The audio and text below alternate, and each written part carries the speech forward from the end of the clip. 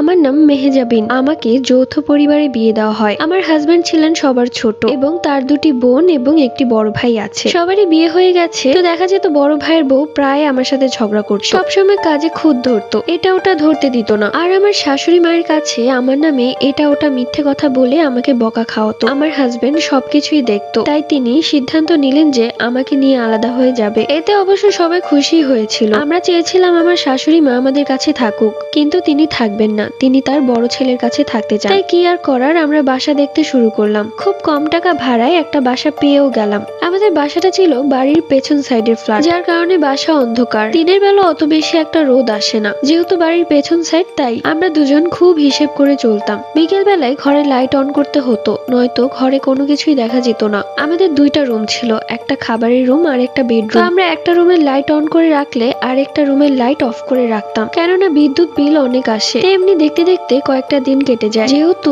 সময়টা শীতকাল ছিল, তাই বিকেল বেলায় মশারি টাঙাতে হতো, কেননা প্রচুর মশা ছিল সেখানে। তো আমি বেডরুমের মশারি টাঙিয়ে বেডরুমের লাইট অফ করে ডাইনিং রুমে বসে আমরা খাবার খাচ্ছিলাম। তো এরই মধ্যে তার ফোনটা বেজে ওঠে, তো তিনি আমাকে বললেন যে ফোনটা নিয়ে এসো। আমিও দৌড়ে গেলাম বেডরুমে। ডাইনিং রুমের আলোটাই বেডরুমে পড়েছিল, তাই আমি আর বেডরুমের লাইট অন করিনি। ফোন থেকে চার্জারটা খুলে যখনই আমি চলে আসবো, ঠিক তখনই আমার চোখ গেল মশারির ভেতরে। দেখলাম দুজোড়া লাল চোখ বিছানার ভেতর বসে আছে আর আমাকেই দেখছে। গঠনটা ছিল একটা মহিলার, পুরো কালো অবয়ব। এটা দেখা মাত্রই আমি এক চিৎকার দেই। সাথে সাথে ডাইনিং রুম থেকে আমার হাজবেন্ড চলে আসে বেডরুমে। আমি ভয়ে থরথর করে কাঁপছিলাম। আমি সাথে সাথে মশারির ভেতরে তাকাই এবং আমার হাজবেন্ড লাইট অন করে, কিন্তু সেখানে আর কেউ ছিল না। তো বিষয়টা যখন আমি আমার হাজবেন্ডকে বললাম, তখন সে বলল, তুমি একা একা থাকো তো, তাই ভয় ঢুকে গেছে মনের ভেতর। তো যাই হোক, আমিও মনে মনে ভাবতে লাগলাম যে হয়তো মনের ভুল। তো সেই দিন রাত্রিবেলা আমি ঘুমিয়ে আছি,